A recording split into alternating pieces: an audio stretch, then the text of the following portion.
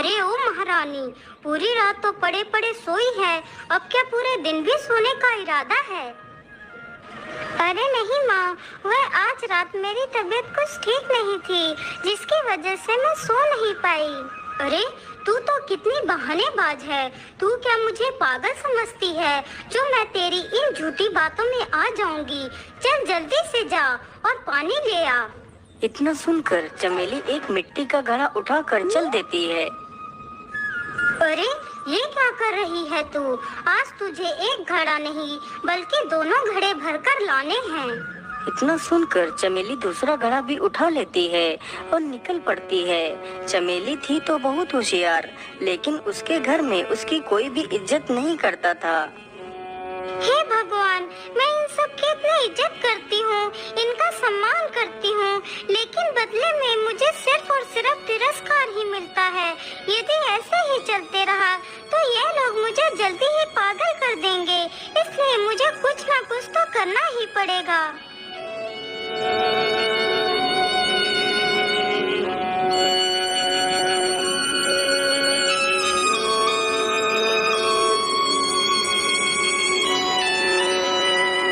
चमेली नदी पर पहुंचकर दोनों घड़ों में पानी भरती है।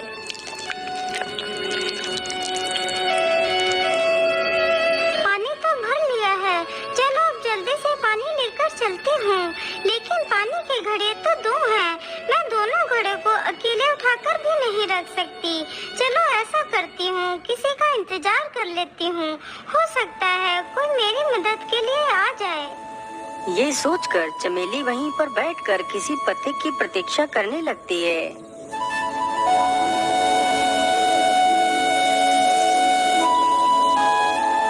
वह काफी देर तक वहीं पर बैठी रहती है, लेकिन कोई भी उधर से नहीं गुजरता है।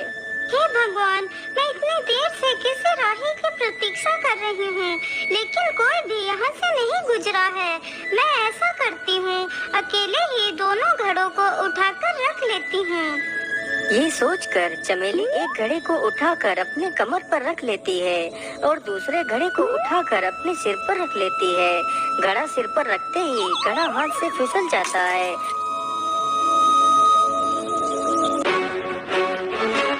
हाय राम राम, ये क्या अनर्थ हो गया? ये तो दोनों घड़े टूट गए। अब क्या करूं? पानी कैसे लेकर जाऊं? जब घर में पता चलेगा कि मैंने दोनों घड़े तोड़ दिए तो पता नहीं वे लोग मेरे साथ क्या करेंगे, और यदि घर नहीं गई तो मेरे पति मुझे मार ही डालेंगे, इसलिए घर चलना ही उचित होगा। इतना सोचकर बेचारी चमेली वहाँ से चली जाती है। क्या बर्तन तोड़ दिए? अरे मूर्ख, तुझे पता भी है कि बर्तन कितने महंगे आते हैं, लेकिन मुझे ये समझ नहीं आ रहा कि तूने दोनों घड़े तोड़ कैसे दिए। माँ जी, यदि आप मुझे दो घड़े और दें तो मैं आपको स्पष्ट रूप से बता पाऊंगी कि घड़े कैसे टूटे थे। अच्छा, ऐसे बात है तो ये ले दो घड़े और मुझे बता कि घड़े कैसे टूटे थे। देखिए माता जी, पहले मैंने एक घड़ा उठाकर अपनी कमर पर रखा ऐसे, और फिर मैंने दूसरा पानी का घड़ा उठाकर अपने सिर पर रखा ऐसे। चमेली इतना कहते ही सिर पर रखे घड़े को छोड़ देती है।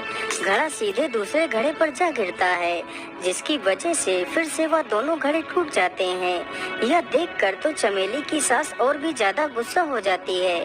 तूने दो घड़े और तोड़ दिए, आने दे तेरे पति को, मैं तुझे आज ही इस घर से निकलवा दूंगी।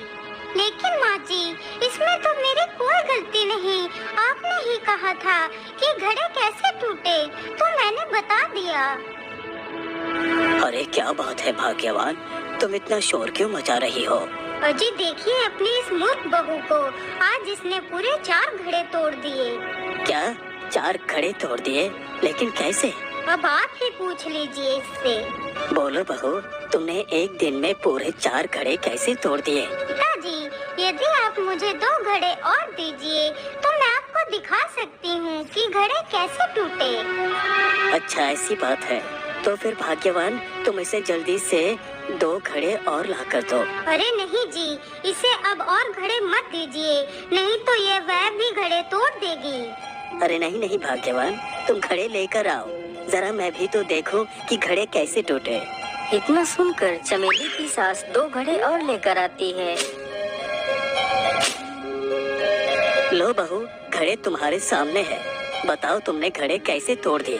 देखिए पिताजी, पहले मैंने पानी का भरा हुआ घड़ा अपने कमर पे रखा ऐसे, फिर मैंने दूसरा घड़ा उठाकर अपने सिर पर रखा ऐसे। इतना कहते ही चमेली घड़े को छोड़ देती है। इस प्रकार फिर से 2 घड़े टूट जाते हैं। यह देखकर चुन्नी लाल को भी गुस्सा आ जाता है। तभी चमेली का पति महेश भी आ जाता है।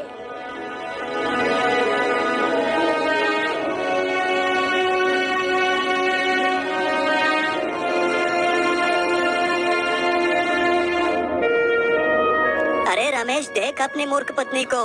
आज इसने पूरे 6 घड़े तोड़ दिए हैं। अब मैं इसकी मूर्खता को और बर्दाश्त नहीं कर सकता। तो इसे ले जाकर कहीं बेच आ। ठीक है पिताजी, आज मैं ऐसा ही करूँगा। आज तो मैं इसे कहीं ना कहीं बेच कर ही वापस आऊँगा। अजी, आप ये कैसी बातें कर रहे हैं? इसमें मेरी कोई गलती नहीं है। इन सब लोगों ने मुझसे पूछा था कि घड़े कैसे टूटे, तो मैंने बता दिया। अब तो तेरी कोई भी बात नहीं सुनूंगा। चल मेरे साथ। अरे रमेश, चलो, तुम भी हमारे साथ चलो। मजबूरन बेचारी चमेली को भी उन दोनों के साथ में जाना पड़ता है।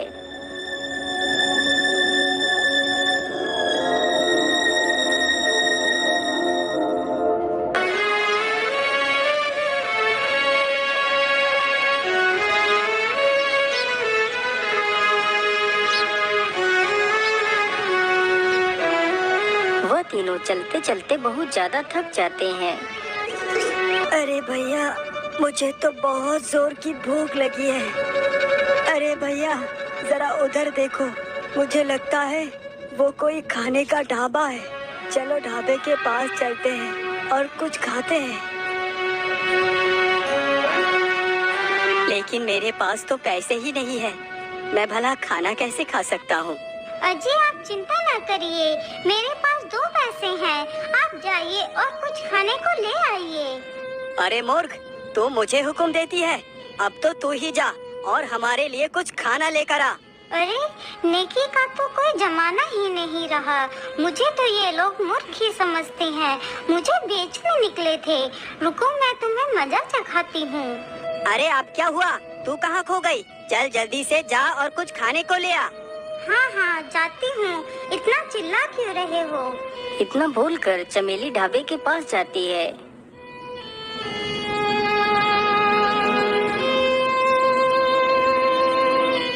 अरे सेठ जी, मैं इन दोनों आदमियों को बेचना चाहती हूँ। लेकिन ये दोनों है कौन? सेठ जी, इनमें से एक मेरा पति है और दूसरा मेरा देवर है। यदि वो तुम्हारा पति है तो तुम उसे बेचना क्यों चाहती हो? अरे नहीं नहीं सेठ, मैं नहीं बेचना चाहती। वह दोनों खुद बिकना चाहते हैं। बेचारे दोनों आपके पास आने में शर्मा रहे थे, इसलिए मुझे भेजा है। लेकिन मैं ये कैसे मान लूं कि तुम सत्य कह रही हो? यदि आपको यकीन नहीं है तो मैं आपके सामने ही पूछवा देती हूँ। अजी सुनिए ना, मैं एक के ले लूँ या फिर दोनों के ले लूँ? अरे तू भी ना, एक का क्या लेगी, दोनों का ले ले। देखा सेठ जी, जब मैंने पूछा पैसे एक के ले लूं या फिर दोनों के ले लूं, तो उन्होंने बोला दोनों के ले लो। अब तो आपको यकीन हो गया। सेठ जी, आप मुझे इन दोनों के 10,000 रुपए दे दीजिए। ठीक है, ये लो 10,000 रुपये। अजी सुनिए ना, आप दोनों को सेठ जी बुला रहे हैं। लेकिन सेठ हम दोनों को क्यों बुला रहा है? आप खुद ही जाकर देख लीजिए। फिर वह दोनों भाई सेठ के ढाबे की तरफ चल देते हैं। तभी मौका पाकर चमेली वहाँ से भाग जाती है। बोलिए सेठ जी, आपने हम दोनों को क्यों बुलाया है? अरे बुलाया क्या है, जाओ जल्दी से और बर्तन धो। अरे सेठ जी, आप ये क्या कह रहे हैं? भला हम बर्तन क्यों धोएं? अरे पैसे लेकर अब बोल रहा है कि मैं बर्तन क्यों धोऊं? पैसे? लेकिन कैसे पैसे? हमने तो कोई पैसे नहीं लिए। अरे भाई, तुम्हारी पत्नी तुम दोनों को बेच गई है। अभी तो तुम्हारी पत्नी ने तुम दोनों से पूछा था कि पैसे एक के लूं या फिर दोनों के। तो तुमने कहा था कि दोनों के ले लो, तब मैंने तुम दोनों को 10,000 रुपए में खरीदा है। अब चलो जल्दी से काम पर लग जाओ। अरे ये चमेली तो कितनी होशियार निकली। मैं तो उसे बेचने आया था और वो हम दोनों को ही बेच कर चली गई। अरे क्या सोच रहे हो तुम दोनों? चलो जल्दी से जाओ और काम पर लग जाओ। इस प्रकार वह दोनों भाई वहीं सेठ के ढाबे पर काम करने लगते हैं।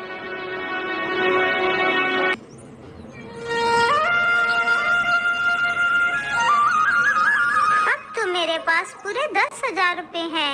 इन रुपयों से मैं कोई भी व्यापार कर सकती हूँ। मैं ऐसा करती हूँ, इसी गांव के बाहर एक फल की दुकान खोल लेती हूँ।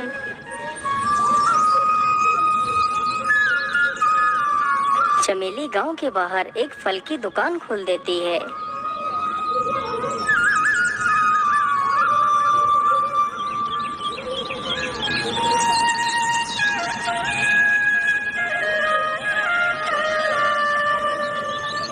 धीरे धीरे चमेली को काफी समय वहीं पर गुजर जाता है। उधर जब रमेश और महेश वापस घर लौटकर नहीं गए तो उनके माता पिता को बहुत चिंता हुई। अरे भाग्यवान, हमारे दोनों बेटे को गए हुए तो कई महीने गुजर चुके हैं, लेकिन वो लौटकर क्यों नहीं आए? अजी, मुझे लगता है हमारे दोनों बेटे किसी मुसीबत में फंस गए होंगे। आप जाइए और पता लगाइए हमारे दोनों बेटे कहाँ हैं।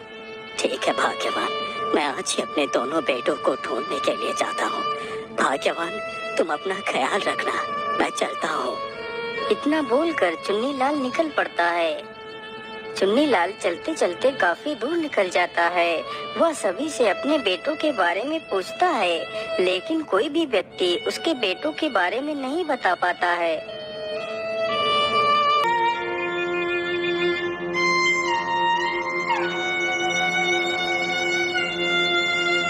हे भगवान, आखिर मेरे दोनों बेटे कहाँ चले गए? चुन्नीलाल चलते चलते वहीं पर पहुंच जाता है जहां पर उसकी बहू ने फलों की दुकान खोली थी। अरे ये कौन है? मुझे तो लगता है ये मेरी बहू ही है। चलो उसके पास चलकर देखता हूँ। अरे बहू, तुम यहाँ क्या कर रही हो? और हमारे दोनों बेटे कहाँ हैं? पिताजी, आपके दोनों बेटों ने तो मुझे बेच ही लिया था। मैं बड़ी मुश्किल से चोरी छुपे वहाँ से भाग कर आई और अपना पेट चलाने के लिए ये फलों की दुकान खोल ली। आप जाइए यहाँ से, अब मैं किसी की बहू नहीं रही। अरे नहीं नहीं बहू, तुम ऐसी बातें मत करो। मेरी भूल को क्षमा कर दो। मैं क्रोध में आकर अंधा हो चुका था। चलो बहू, हमारे साथ घर चलो।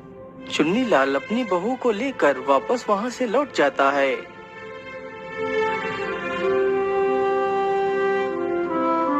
बेटी, मुझे माफ कर दो। मैंने तुम्हें पूरे जीवन भर तकलीफ दी। जब से तुम चली गई तब से हमारा सारा परिवार टूटकर बिखर गया। बेटी, तुम हमारे बेटों को कहाँ छोड़ आई हो?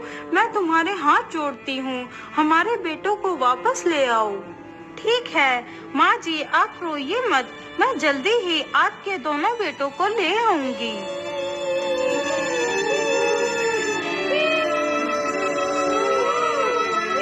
अरे, ये रोने की आवाज किसकी है?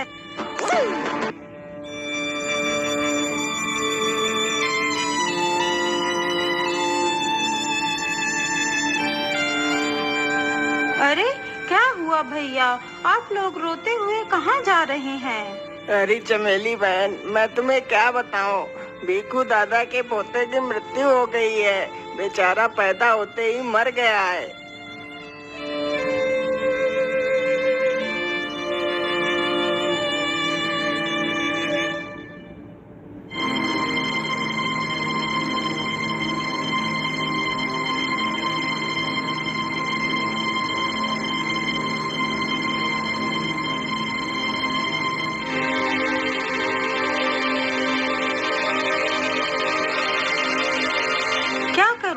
कैसे वापस लाऊं अपने पति और देवर को? यदि मैं पैसे लेकर भी जाऊंगी तब भी वह सेठ उन दोनों को वापस नहीं लौटाएगा। इसके लिए तो मुझे कोई युक्ति ही लगानी पड़ेगी। चमेली काफी देर तक सोचती रहती है। वह तुरंत उठती है और हाथ में लालटेन लेकर निकल पड़ती है।